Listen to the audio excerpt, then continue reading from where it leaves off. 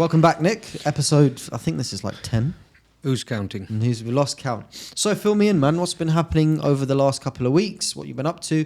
Last time we spoke, you told me you were coming up with a solution for Africa. So give me the rundown.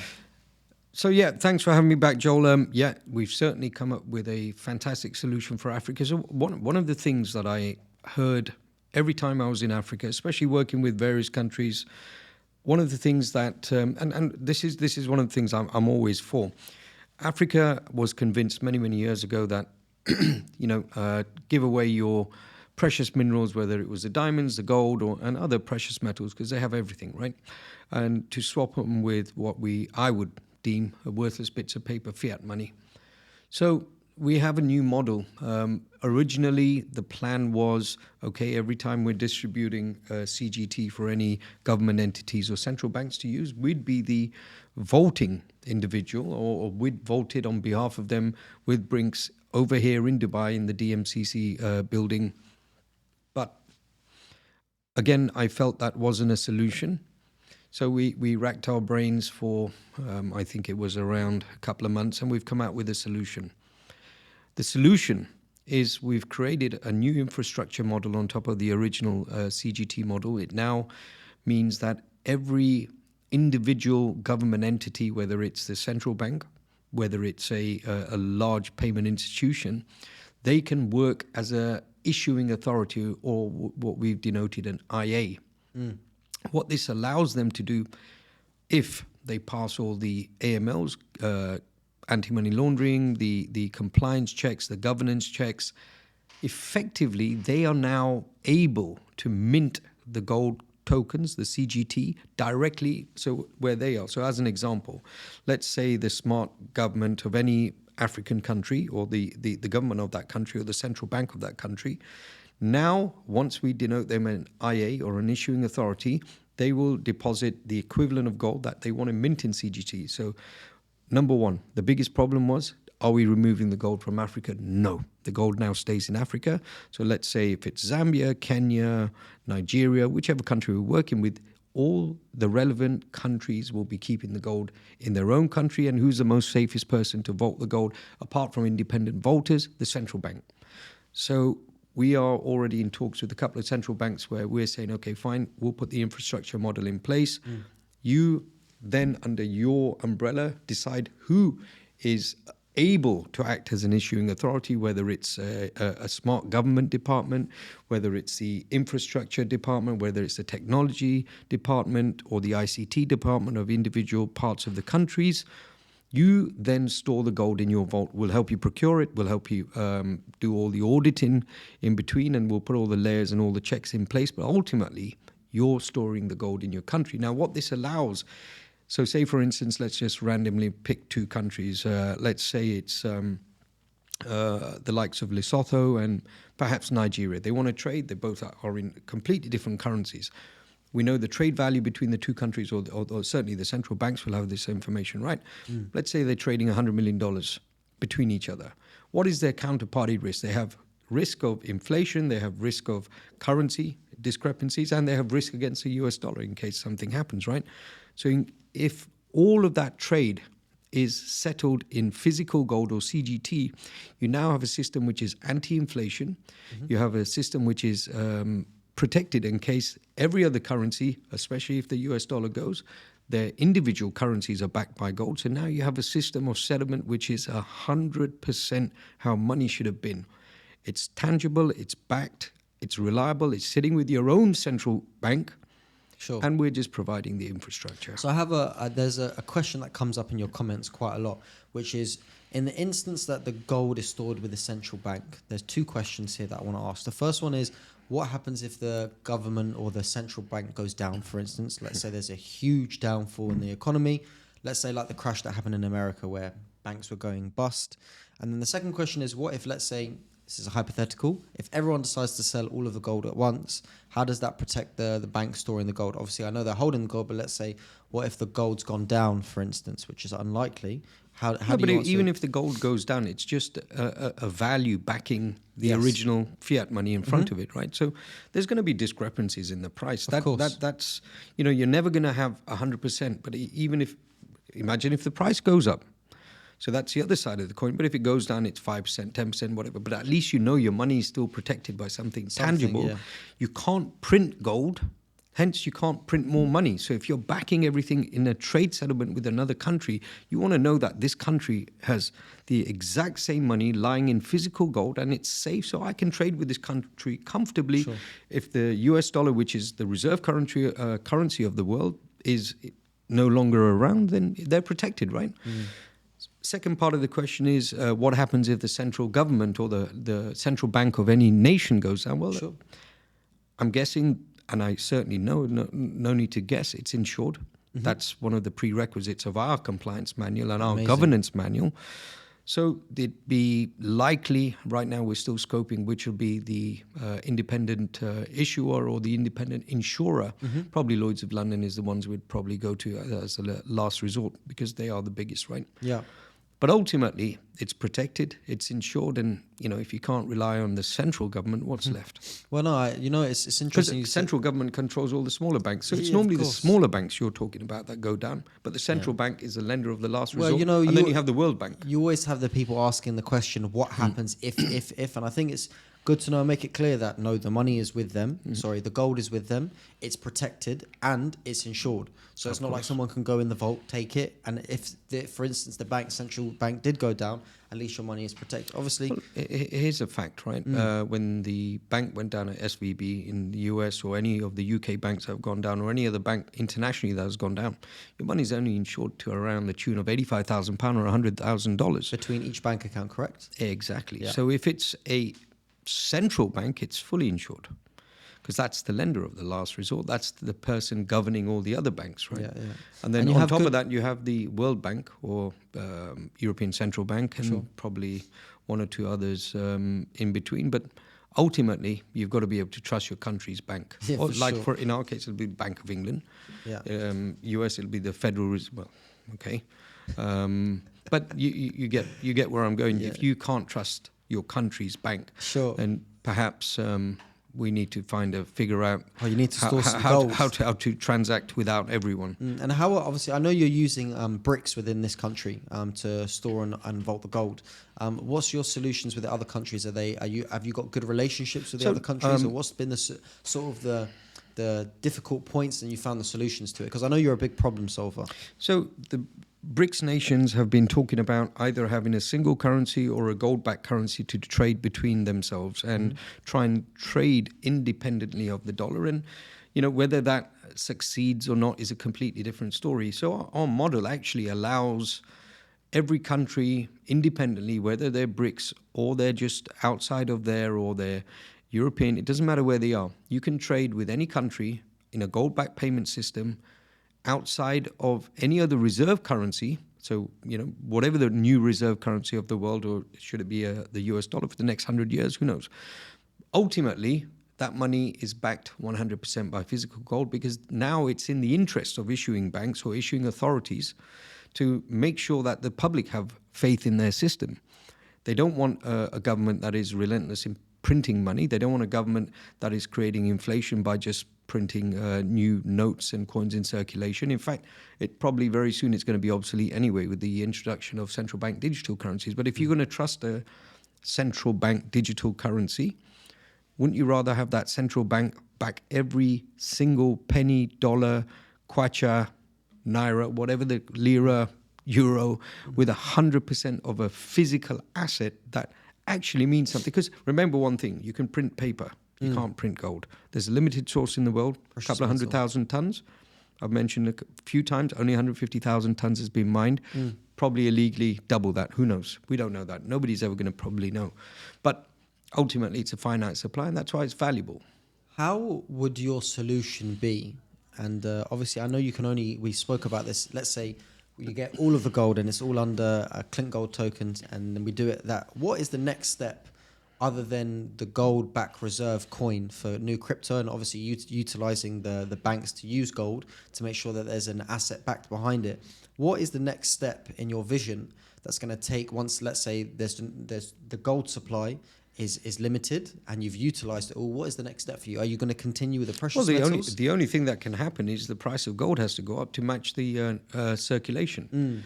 That's really the only thing that can happen. If you then, what are you going to add? Diamonds and silver, and it's going to complicate everything. Sure. Just keep it simple with gold. The reason gold has been used since the start of mankind, it's because once it's in the public domain, it doesn't rust, it doesn't erode, it's there, it doesn't go anywhere. It's very difficult to mine, it's very difficult to extract, and it has properties that are way beyond some of the other properties, and its price resistant in many ways. It's gone from perhaps 30 years ago in the $25-30 to what it is today, $19.30 or whatever it is today. But in ultimate sense, it's always been a store of value. Definitely. Well, since the cowboys and Indians, they've been using gold. That's what they used to get paid in, right? People have been using gold for more than a millennia. Interesting. So coming on to the sort of the end of the gold topic, and obviously CBDCs, I'm not sure if you've noticed, but Bitcoin has had a dominant rise of almost 50% in the last sort of 9 weeks. Where do you see the market moving? I know Bitcoin and the other cryptos have been fluctuating quite a bit. But where's your sort of insight into where the market's going and how we're sort of coming up from, hopefully, I think, a downtick? In my opinion, most people are shying away from the crypto sector. Pretty much it's flatlined for the last 6 months if you look at it, right? Mm-hmm.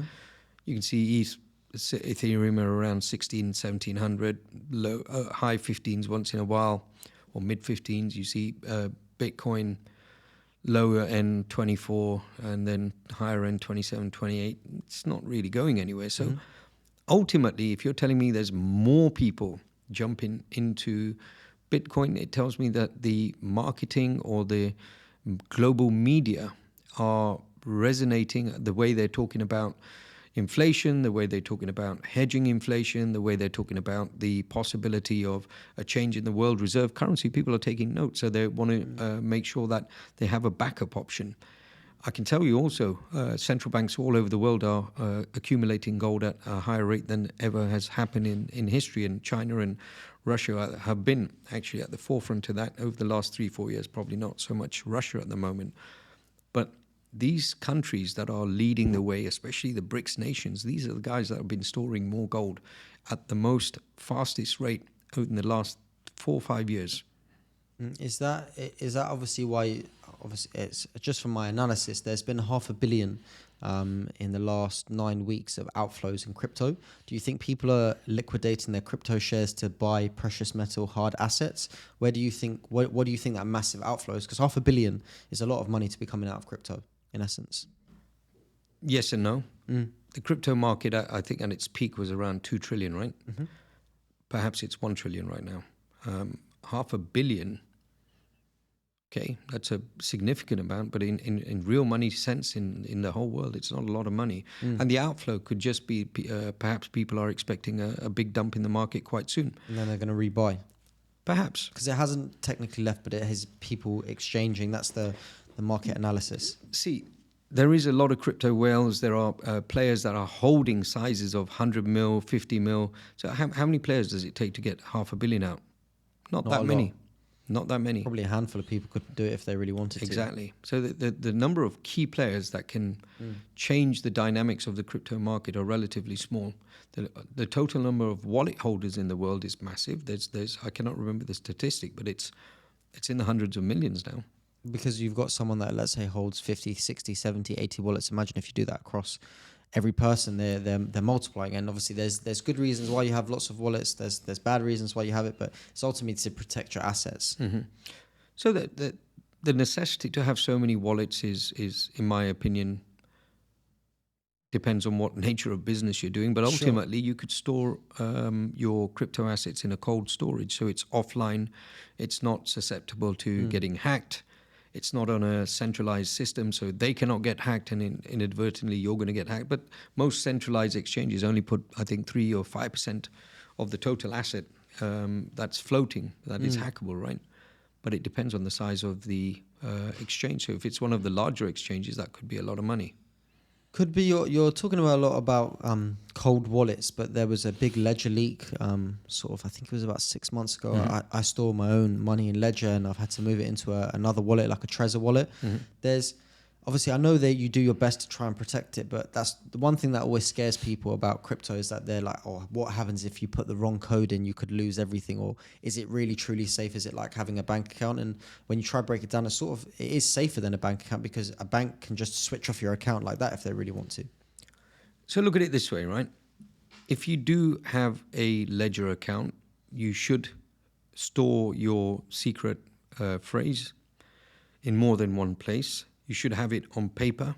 And now imagine that paper becomes a fire damage, so that goes. So perhaps you have to be a little bit smart, and if you decide to use any other electrical way of storing it, you better have some sort of backup so that doesn't go offline if there's a fire in your home or the office. You just got to be smart about it. It's not that difficult. And it's like, you remember the Swiss numbered accounts. If you forgot your number, you lose your bank account. It was based on a number system, not on a identity. So, all these things have been done in the past. This is just another form of it. What's the difference between a numbered account and a new seed phrase? It's you just have to remember what you've done. Well, it's just, and you have to store it. Yeah, of course. Well, it's like anything. You got to look after it. You got to look after your investments. You got to look after your money relationships. Think about it like this, right? If your parents or your grandparents left you 10 kgs of gold in a vault in your home country, ultimately there's a key. That key has to be stored, and your granddad will tell you in his will, "Hey, I've stored this key over here." In the same way, I'll tell my grandchildren, "Hey, this is the seed phrase. I've stored it here, and good luck to you when you get a hold of it." It's a very simple thing, right? That's a great analogy. That is, they've left a safe for you with the code, and it's the same thing that you'll be able to access. Instead of a physical key, it's a piece of paper naming your password to get in. It's not complicated. Yeah, no. Everyone tends to complicate things. All that has happened with the rise of crypto, everything has remained the same. Instead of IPOs, they became ICOs. Initial public offerings became initial coin offerings. Then we had, the SCOs and all these new acronyms that just popped up. They're just basically a repeat of the old stuff that was already going on. Where do you think the contract notes became smart contracts? Yes. Where do you think the investment side of stuff, the money management, obviously, you've had so many young kids, 15 to 22-year-olds making a stupid amount of money. Where do you think their knowledge of investment and money relationship, because the way that, let's say, my father does investment is completely different to how I do it. Where do you see the relationship with money, the investment style over the next sort of 10, 20 years? I think the younger generation are a lot more smarter when it comes to using tools that are available on the internet. Mm-hmm. There is so many AI tools teaching you trading or bots trading for you. There are so many ways you can learn through YouTube, through self-taught other methods, listening to podcasts, copy trading. I mean, if you really want to learn something, you're going to learn quicker off the internet than a university, because you're going to get, 1 hour lecture a day? You can binge watch your university of 3 years in probably 3 months. If you really wanted to, you're not going to get the certificate, but you can get the knowledge. Definitely. Experience is better than anything. Well, you're going to get pretty much the same knowledge from one source or another. You can enlist into online schools and classes. You're going to get the same amount of information. You don't get the public interaction or the peer-to-peer interaction, but ultimately your goal is the knowledge. You can take that knowledge all day long, and I do it all the time. I use the internet to my advantage. I was about to say, you're basically a professor with the amount of extra curriculum research that you do constantly, every day, whenever I see you. I prefer to learn from information that is available publicly. Why not? You just got to know how to use it. And you've got to understand there's ways of sourcing the right information, statistics, learning about country statistics. It's not just about Wikipedia. You can pull out data from central banks. You can pull out data from government sites. You can understand so much about what's happening in an economy. Whether it's true or not is a different question, and it's debatable, because sometimes the statistics are completely fudged anyway. But ultimately, that information is public. It's just then how you decipher that information and use it to your advantage. What's the saying? If you watch the news, you're misinformed. If you don't watch the news, you're uninformed. So you need to do both so you can make up your own decision. Very well said. I generally find the news is not trustworthy. Well, the if the way that it's kind of funny that you say that, is that in what industry do they ever give you information for free? Like when you go to the movie theater, you're paying a small price to see the movie that they've created, but the media is a huge conglomerate that doesn't make you pay anything, and you get to watch this stuff for free, and they have these big funds that can do these big researches. It kind of makes no sense if you think about it. A lot of the news is controlled by whatever. There's always an agenda. Yeah. There's a person sitting who's unbiased. He's not unbiased. There's nobody unbiased in the media. They have their own views. They have their own interests. They have this. They have that. Sure. And ultimately, whatever they're pumping to the public has to fit their agenda, or whoever their donor is, their agenda, or whoever's lobbying with them, their agenda. Do you think there was an agenda with the North Korea security hack? What were your thoughts on that? Perhaps at the end of the day, North Korea are never going to comment. Yeah. How do you prove or disprove it? They just keep out of it. Sometimes that's the best way to go about it. If you don't want anyone to deal with it, silence is a beautiful weapon, because they get their finger pointed a million times over, but they may have done it. They may not have, and they have every reason to do it as well. If you consider, they don't have access to a lot of things. They're sanctioned by nearly all countries. I'm sure they get influx of whatever products, goods and services they do, but they still need the ability to trade. And if you don't have a method of exporting goods, which they probably can't, how else are they going to survive? So do you think they're ever going to find a solution to that? Because I feel like there was a couple of people that were close to finding the solution, but do you think they're any closer to finding a solution now to their main problems of imports and exports and security, and obviously being in the media news, or do you think it's going to stay the same for a good while? North Korea? Yeah. Leadership would have to perhaps tone down their rhetoric on what they're doing. There needs to be a new system of acceptance on a major scale for not just the G20 but global countries. There would have to be a change in the reserve currency of the world, because then no longer people would rely on that currency to make the trade. There needs to be more acceptance on that whole region. So now, the problem is people tend to take sides. So if you're either on South Korea's side or North Korea's side. In the same way, if you look at India, Russia, right? You see many political debates where Indian politicians are always asked, why are you trading with Russia? And the bottom line is, and I like the answer of one of their prominent politicians, I think it's a foreign minister, he said it's quite simple. At the end of the day, you're still buying gas from Europe, from Russia. You have a GDP over, let's say, an average of $60,000 across Europe. We have 2,000. We cannot afford to buy expensive oil. It's business is business. Well, it's not so much business is business, but we don't advise you of your needs and wants, and we're still not saying why you're buying the gas or whatever you're doing. But ultimately, you have to understand you have 1.4 billion people of aspiring, wanting to be middle class and above. Yeah. So you're not going to stop that engine. It's the same way when you talk about pollution. People talk about China pollution or India pollution or these developing nations, and I don't even like that word, up-and-coming nations, right? Why? People try to stop them developing goods and services, but who are buying those goods and services? The same people. The West is buying everything from there at a cheaper rate. So, of course, they're going to create the pollution, because how else are they going to provide the buckets and the chairs and all the stuff that you can't be bothered to produce in your countries? Definitely. These countries are going to produce them. Where do you think the countries are moving to in terms of their crypto policy? Obviously, you're talking about loads of different countries sort of interjecting with one another. I know we're big onto crypto. So where do you see the countries interjecting crypto policy and crypto information? In terms of crypto compliance, crypto information, it's still very fragmented. It's scattered. Like the countries that are in crypto, if you know what I mean, the ones that are dealing with it at the moment. I fear that the problem seems to be they're putting a blanket approach and creating a compliance governance structure that is akin to stocks and shares, and it's not the same. They might have similar acronyms, sure, but a public ledger which can be used to make a transaction doesn't require me to be only transacting on that one exchange. So I don't need to just transact on the Dow if I want to buy an American stock. Yeah. The difference between this is a random guy in any country, in any part of the world, in South America, for instance, in Chile, can buy a product from a guy in China without central banks. So the automatically you're using a governance structure that doesn't fit.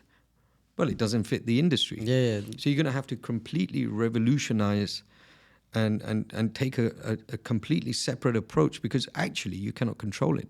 What do you think they're trying to do? Because you are 100% correct that it is, if anyone's ever tried to send an international payment of more than 10K, it's an absolute nightmare. It's definitely getting a little bit better now because crypto is a little bit more fluid.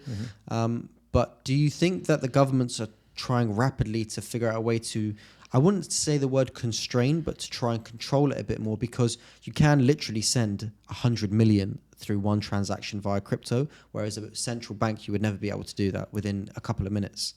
So remember, everything's on a public ledger anyway. Yeah, for so sure. What's the problem? But you know what it's public, like when you... It's public information. You can see what somebody's holding in their wallet, even if it's obscured through however many wallets. At some point, it starts somewhere, and they have this information. Sure. Everyone knows. It's actually easier to trace a crypto payment than a cash payment. for sure. Or a central banking payment that's gone through another bank intermediary and then diffused into 100 Because bank it's accounts. not connected for sure. If I want to see someone that bought something... This is available on a ledger straight away. So if somebody doesn't pick up the fact that you can actually access crypto information quicker than banking information, where you don't need to speak to a regulator or subpoena somebody's account, you can actually just see all the transactions they're making anyway. Now, you could argue that every wallet should have a registered user, and that user cannot be anonymous. That's one way of... Would you do that if you were in high command? Would you make every wallet... Just obviously, you're a crypto expert, in my opinion, and you do a lot of stuff. You try to help a lot of the problems of your own experiences. Would you say that if you had control, let's say I gave you the red book and I said, here, Nick, I was like, what would you do to make crypto better for each country and to make it more accountable? Is that what you would do, or something different? Well, ultimately, having some sort of identity behind a holder is always going to be valuable. Then it efficiently helps a taxing system across the world, and all governments then are going to be in favor of it. That's kind of the bottom line. You cannot say you have to keep crypto anonymous, because by doing so, you're just going to create more and more red tape around every transaction. If you can just open your wallet and it connects to you, and you've sent a transaction to anywhere in the world which is connected to you, and if I'm sending to you, and doesn't matter who you, whichever third party, fourth party, whether it's a corporation or an individual, there is some sort of a system that puts an identity behind the user, then you pretty much figured out everything else, right? That's stopped any black market transaction. That's stopped the black money transactions. That's probably what a government wants anyway. Yeah, it's an efficient now source of taxing, because you now have that public ledger where you can draw the information and tax.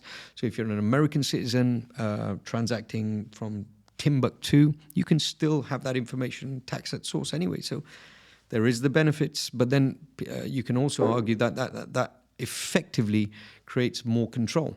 But then let me go one stage further. What's the difference between having an identity behind each wallet and the central bank digital currency? Because that's what they're doing anyway. Yeah, I guess so. That's a good way to look at it. That's what a CBDC is, right? Yeah, it's a central bank issuing a digital currency where you'll be fully known with your identity. Otherwise, there's no point. So effectively, it's already been done. So that's probably the agenda, is to get out the CBDCs and get rid of the likes of probably Bitcoin, especially. Ethereum's good because you can build on it and do other. Yeah, there's why do you work obviously on you're it. talking about trying to streamline stuff? Why do you think there was a lot of C-level management taken out of Binance? You see this recently? Yeah, at the end of the day, you've got to understand one thing: AI is quicker than human interaction. C-level management, of course. I'm not for the putting people into mass unemployment, whether it's Binance or whether it's X, formerly known as Twitter. At the end of the day, efficiency counts. You're running a business. You've got to understand that where jobs are lost, other jobs will come into play. So even if that market of C-level, in Binance are fired, or the majority of majority of staff at X were fired, I believe 75-80%. The bottom line is, it still works. It's efficient. It's doing what it says on the tin, right? Well, I was going to come on to Elon in a bit, but he did literally move 85%, and it only takes 15% to run a company. And it sort of begs the question, what were these other 85% of people doing? Just idling by? Because he's really shaken up things. We were going to get onto him in a bit after we talked about it, but you were mentioning the C-level management being fired, and those come onto sort of economical problems and economical disasters, and sort of moving on to what's happened recently with all three of the economical disasters, which if you want to discuss a little bit. Yeah, sure. So you're referring to perhaps Libya, Morocco. Libya and Morocco and Turkey. Yeah. Well, look, I don't know if this is valid, but there's some sort of I read, and I don't know if it's true. There are some sort of systems that are in the South Pole or North Pole, I forget which one, I think it's the South. And it's a guided weapon systems, and somebody was saying something about something along these sort of lines, and it creates natural disasters, apparently, and it was responsible for a natural disaster in New Zealand some time back.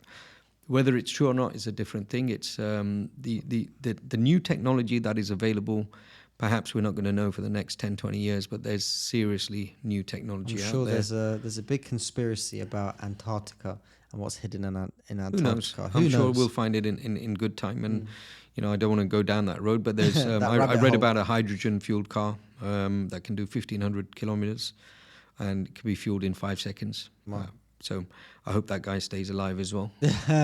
Well, there was that. Do you ever see that conspiracy about the guy that created the water car and then just disappeared? Oh yeah, that was 20 years back. Yeah. Oh, literally, he died 2 days under mysterious circumstances. Yeah. But how do you think these economical disasters are having an effect on not just the economy but the people? That you've got three massive ones that have happened. Mm-hmm. How do you think it's affecting these countries that are already? I wouldn't say they're underdeveloped, but they're not on a first world type of. So just look at the region. You're talking Libya, you're talking Morocco, North Africa. You're talking Turkey, which is not that far from them as well. It's very close. So there's apparently some problem in that region. So either it's literally the plates in that area have been moving and something has caused a cataclysm in that area, or there's other things. We don't know. Do you think there's a global reset on the way? Do you think this is just like because I saw this thing about an alien being released in Mexico. Do you think they're doing all of these things as like to prepare us for a global reset, or do you think that's way out of line? I think it's already happening. I think if you sit and you don't believe that we're already under a reset since that started around COVID time, or probably let me go back. It started in 2008. That reset is already taking place, and most of the powers that they already know that perhaps the printing of money is going to be obsolete very soon. They understand that if they can get away with it for as long as they can keep going, the rich got richer, the poor got poorer, the disparity between the rich and the poor just increased. And ultimately, what is a global reset? In your opinion, that if you even want to have some idea, what does it even mean? A reset of what?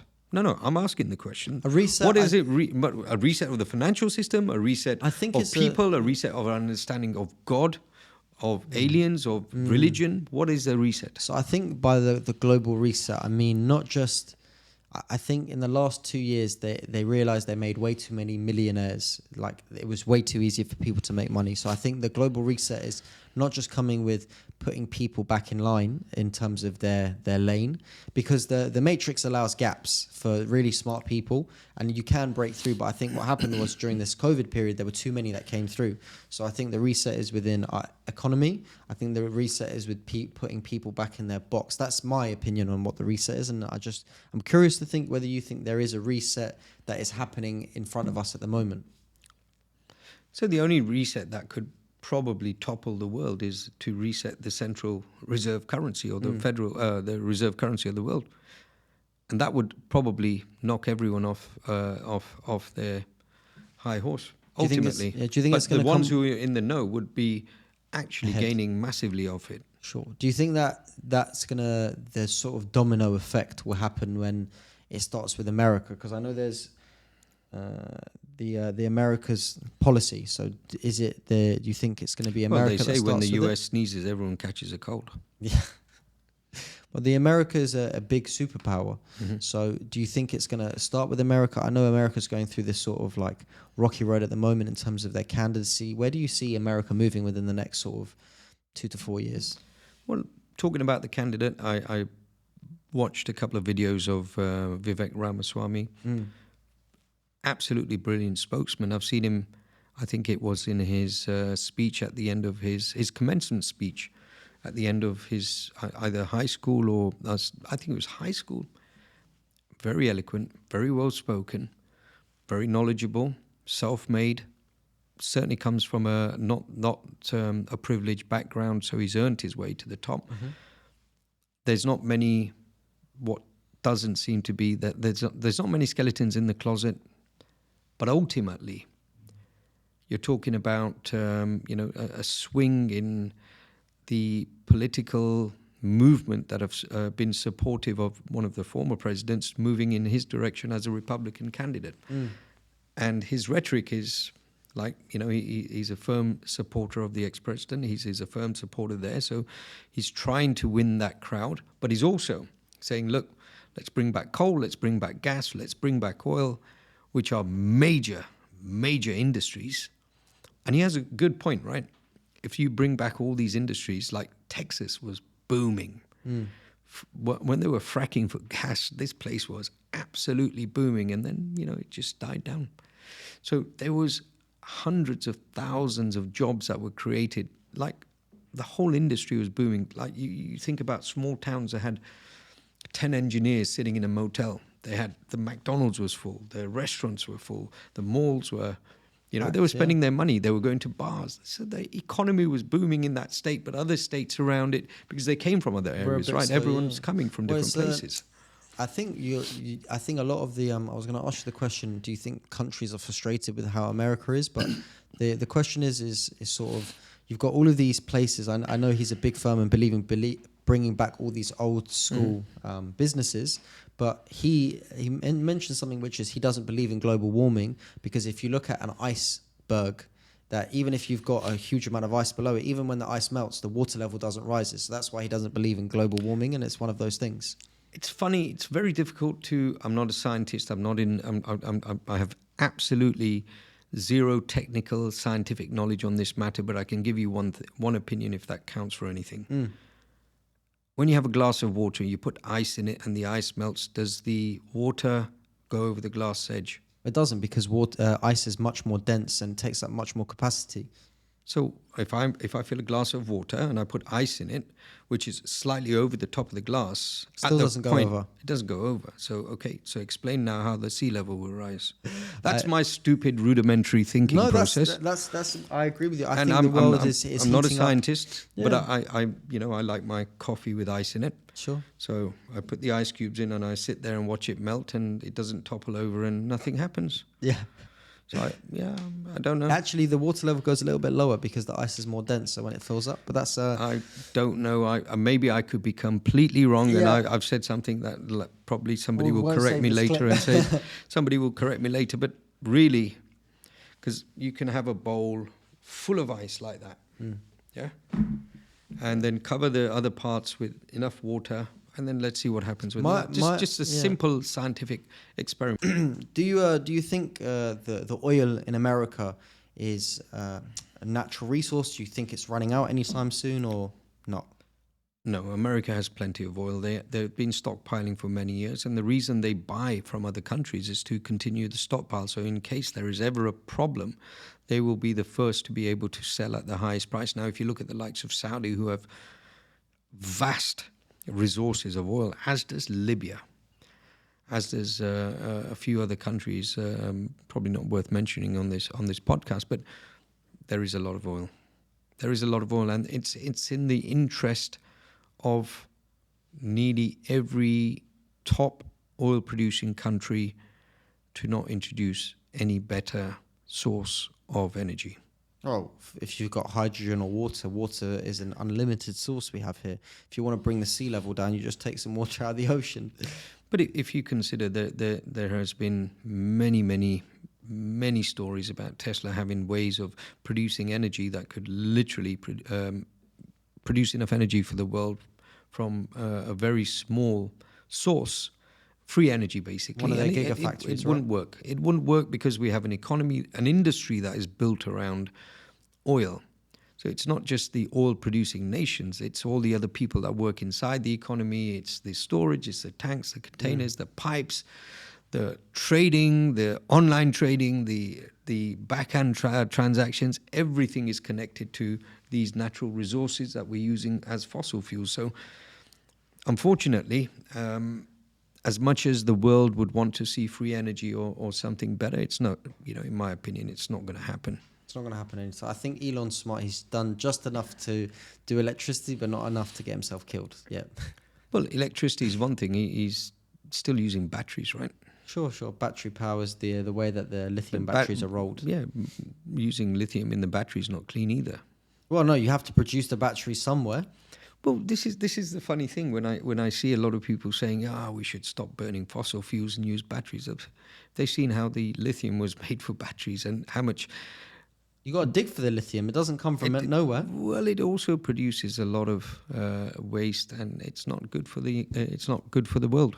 Yeah, I think they did an analysis of where the lithium, in terms of the transport to the oil and the difference, and they're very, very close in terms of what is more carbon neutral once the car gets to the showroom, and it's actually the petrol car. Let's talk a minute about carbon neutral. What does that even mean? I don't know, Nick. What does carbon neutral mean? My point exactly. Somebody's coined the term carbon neutral. So every time, okay, let's talk about cows farting because they ruin the ozone layer. What are you going to do? Cull all the cows? Let's get to the point. Yeah, for sure. What are you going to do? Cull the cows? Plant trees around every cow when they're releasing their gases? It doesn't even make sense. Your carbon footprint. So okay, if I don't drive my car, drive an electric car or electric bike, it's still being charged. Get on your pedal bike. That's another option. Don't drink plastic cups.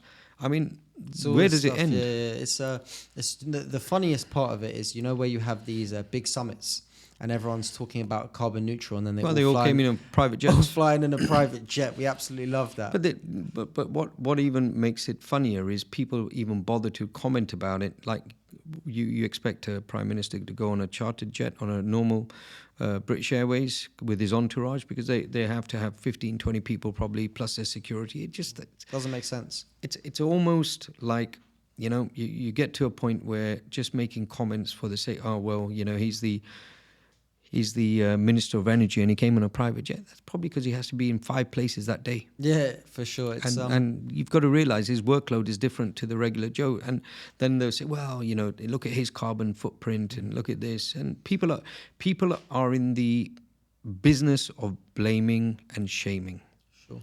You're talking about carbon neutral. I'm not sure if you've been made aware with obviously what Rishi Sunak has just implemented with the ULEZ, basically extending the zone of where if you've got an older car, you now have to pay an extra fee along with congestion charge and all this other nonsense that he's done with banning the bulldogs and just the general tax. So moving on to the topic of the UK, what's your thoughts on everything that's happening in the UK? Because you are from the UK. So the tax along the M25... it's a bit harsh. £10? It's an extra £10 a day if your car is older than 2006. Isn't it 2008? Sorry, 2008. 2006 to 8. It depends what the car is. Okay. Sorry, for vans it's 2006. For cars it's 2008. Okay, so basically you're going to penalise the poorest for driving their cars which are producing, as you would say, more... wasted energy, and these are the guys that cannot actually afford to probably pay that £10. Well, does that make even sense? It's an extra 3. If you were travelling to work every single day, it's in between an extra £250 to £300 every single month, along with prices going up, rent going up. So it's one of those things, and I'm not sure. Obviously, we don't live there anymore. But what's your view on what Rishi Sunak is doing? It saddens me. It always was a nanny state, and it's just mollycoddling and nannying even more now. You've got a prime minister talking about banning dogs. Since when does it even become a problem for him? That's why you probably have a health minister or a some sort of minister that handles that. That And deals with it. talking about banning XL bullies because they've bit people. Yeah, okay, fine, that's wrong on all levels. Then deciding we're not going to cull the ones that are around, and we're just going to ban any new ones. It's sad to see that's what hits the media the most. If you think about it, if that's the news that is taking over the country, bullies, biting people, killing people, when you see so much death and destruction in other places, let's talk about the knife crime. Okay, instead of talking about bullies killing people, talk about the knife crime in London. Talk about the gun crime. One of the biggest problems in the world at the moment. Talk about the gun crime. Talk about the homicide rate. Talk about the crime rate. Talk about the murder rate. Talk about the rapist rate. Talk about the pedophilia that's happening. And you're picking on a smallest, minute segment to create some brownie points, and it's a nanny state. It's diverting the attention from the real problem and saying, I'm solving this, but I'm not solving this. Pretty much. It's interesting what the media pick. Obviously, there's a big news topic at the moment. Which one more example I'll give you. Yeah, please. When his wife was being berated for being a heiress to an empire in India, what is that about? Okay, she comes from an absolutely wealthy family. I believe she had to resign from the board and this and that. It's like, can't help what you're born into, though. But it's like penalizing somebody.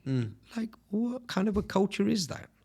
How can you actually be a human being and say, well, no, it's not right. We're all poor, so you got to go down that road with us, and you can't be privileged to have your dividends because the law was made to pay these dividends. Change the law. Well, Biden's just introduced this he wants to introduce a 25% tax to billionaires, which I think is absolutely preposterous. Not sure if you've heard about this. This is what he said. His quote was, "It's about time the billionaires started paying 25% tax." Well, if you consider let me take a completely unbiased view on this. Most people will never spend all that money that they can accumulate. Sure. The statistics are very simple. The top 3 in the world can wipe out poverty in the whole world. So now, if there is a system where you can take that money, and that's what they're doing, they're taking or robbing that money, if you want to put it in better words, because they can't tax them. They've given them so much loopholes. Why didn't you think about that when you created all the loopholes for dividend tax-free dividends? Putting your corporations in the likes of, some of the tax-free jurisdictions, to have your holding company and then having your other companies in other jurisdictions that are receiving the business, so it's not owned by that jurisdiction. So you can circumvent all these taxes, right? Ultimately, they've created a problem now they're trying to fix. So who's to blame? The billionaire that was given the loopholes and was advised by his accountants and everyone? Because I don't see a billionaire knowing the tax system intricately. They've hired professionals which were given the law by the governments of those countries. Hey, you're an accountant, you're a chartered accountant, this is what you're allowed to do, this is what you're not allowed to do, and they go ahead and do it. So it's the government that have given all the loopholes anyway. Yeah, it's going to be a very interesting couple of years, and Biden's. Well, you got to remember he's going to have to pay as well, so he's not exactly poor. And the bottom line is, look, redistribution of wealth is great, but it'd be nice if they did it on their own merit, because ultimately, a lot of that money, if that were, we could say what we want about Bill Gates, but he has the Bill Gates and Melissa Foundation, whatever it is, right? Foundation for Africa, yeah. A lot of people say bad things. They say he knew about COVID and he put all the a lot of the vaccinations and everything in place and profited from that. But you can look at the other flip side of that. Perhaps he has a lot of knowledge. I'm sure he does, right? And some of the good things he does as well. So people are always going to say bad things no matter how many good things you do. But ultimately, there's a few billionaires in the world that have committed that when they do die, they'll pass on their majority of their wealth to be redistributed. So You mentioned Bill Gates, the great feud of the last 20 years, Apple and Microsoft. I feel like Microsoft really hasn't done much, and you've obviously got Apple, which have just released a new iPhone 15. What's your thoughts on this new product? I think Tim Cook has done a phenomenal job since Steve Jobs passed away. I think the Microsoft franchise doesn't care anymore because they have an operating system that works in every or the majority of computers that are not Mac, right? It works in a lot of phones. So they've got their market. They've cornered what they need to corner, and he doesn't care. You know, you get to that much money and you suddenly have really no zest for building things anymore, creating new things, and changing the world. He wants to change the world in a different way. So perhaps him buying all the land where the potatoes are grown for McDonald's is just one part of it. What's your thoughts on the new iPhone on Apple? What like obviously I know you have Apple and Android. You get to use both softwares. What's your thoughts on the new iPhone 15 that just came out? From what I hear, there is not that much difference between the two. So, it's a rhetorical question. There's nothing to answer. So that should be an advert within itself. Do you buy the 14 Pro Max or the 15 Pro Max? Well, there's nothing really to talk about because there's not that many differences except the Type-C charger, right? Well, you know what's funny? I was watching this great video and they were like, everything that Apple has just come out with, Android users have had for about the last 7 years. That's the difference. And they've only done it because there was a government sanction on them saying you have to use USB-C. Otherwise, they would have never done it, which is really, really funny. But the final thing that I wanted to discuss with you, talking about Apple and talking about Microsoft, two huge superpowers, coming on to Elon and all of Elon's changes that he's making. Obviously, he's got SpaceX. He's now got X. He loves the letter X. I think his son's first letter of his name is X as well, and it's a load of weird letters with a number. Yeah, weird numbers. He's done a couple of things in the media. The first thing he wanted to do is he wants to charge everyone that uses Twitter to stop bots. What's your thoughts on that? How else would you stop people spreading fake news if you can create bots that are able to type out at an incredibly fast rate? Because look at the power of AI now, right? Imagine how easy it is to create an X account. You've got to have a number, an email, all the OTPs, the codes, or whatever security layers you have to go through. AI could do that in milliseconds of thousands of accounts. So if you think about it, if somebody now had to pay to distribute that information, it's a huge barrier to entry because now that same payment structure cannot work for multiple accounts. So perhaps there's a limit. You might be able to have 3 Twitter accounts under one card or one name or one corporation. So you won't be able to have 1,000 Twitter accounts that are able to spam, misinterpret information or basically dissect information and distribute information in a way that makes it false, or change people's opinions through these bots. Yeah, so I'm going to ask you. I agree. Yeah, you agree with it. That's good. I agree with it. I think Elon's doing a lot of great things. I think he is an innovator. Look, it's not a charity. It's a business. It's a business service. Yeah. It's not a business service. It's a service to make a comment. And if you can pay for certain things, why should you not pay for having the privilege to talk to anyone in the world through X? 100%. It's I like the new name X. It's you said one thing about misinformation, and it's I've left it till last because I think it's interesting because I have my own view. It'd be good to get your view on it. What do you think about what's happening with Russell Brand? You see, it's very difficult. The guy has a history. He's apparently been with thousands of women. But he's been very open and honest about it, saying he's always been promiscuous. Let's not worry about how many women he's been with then. But how do you prove it? It's from 10 years ago. Really, I think it's in 2003. Okay, so almost 20, 10 years. 2003. Yeah, that's what I read. Maybe I'm misquoting. I forget we're in 2023 at the moment. Good Lord. Yeah. So whether it's 10 years or still or a very 20 long years, time ago. If you have somebody making an accusation, be it right, be it wrong, and then remember what happened with the Me Too movement, and that was a good thing in its own way, but there was a lot of people in there perhaps that shouldn't have been in there. But then you look at the likes of Amber Heard ruining the life of Johnny Depp. Yeah, and he won that. and he won the case, and thank the judicial system that that did right by him, because that was obvious. But where do you draw the line? There are times when people die. The atrocities have been done. How does that translate to justice when you if you want the justice, why not keep it behind closed doors? Why are you going public with it? Yeah, I think they believe that they might get more media attention, but it's interesting that I think Russell, I don't know the guy personally. I'm not a big fan of him, but it's interesting. He was one of the most famous people in London at the time. He was humongous. He was almost in everything. It sort of begs the question: why is it coming up now? When I think he's thrown a couple of shots at another country, and they're he might have been protected back then, but now it's he's putting himself in a certain light, and I think he threw the first shots, but.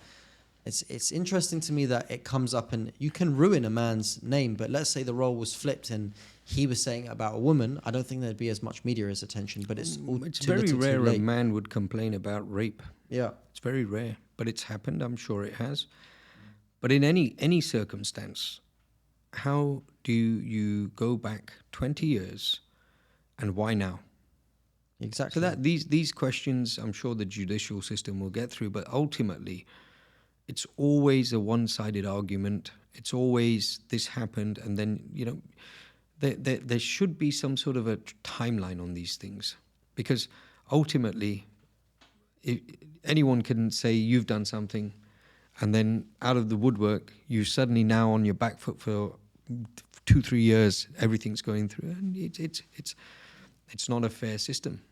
Yeah, definitely. It doesn't make sense. It doesn't make sense. You know what doesn't make sense? Clinq.Gold, though. That makes sense. So what's next on the agenda? I know that you're always traveling to Africa. Mm-hmm. What's next on your agenda for the plans? Where do you see the next? We're coming up to the end of the year. I can't believe we've been filming this since pretty much February. What's happening within the next couple of months and towards the new year? I'll be traveling to a number of countries. I'll be attending the DGA event. In the DGA event, hopefully there'll be ministers there from 35 countries. Of the 35 countries' ministers, there'll be ministers of finance, ministers of technology, and ultimately our plan, our goal is to introduce and show them there is ways of trading between African nations in a system where you don't have to change your currency. So there's no need of a single currency, but you can have all the payments that are available, gold backed by your own central bank, and we're happy to provide that infrastructure, given the information, given the training, and explain to them how exactly you can trade without counterparty risk. That's what it's about. It's not about their individual currencies. It's not about the dollar. It's not about the pound. It's not about the euro. It's just being able to have a trade settlement between each country without no counterparty risk. And that is probably the unicorn of the industry, I'd say, right now. Amazing. There's a lot of big plans coming up in the next couple of months. Perfect.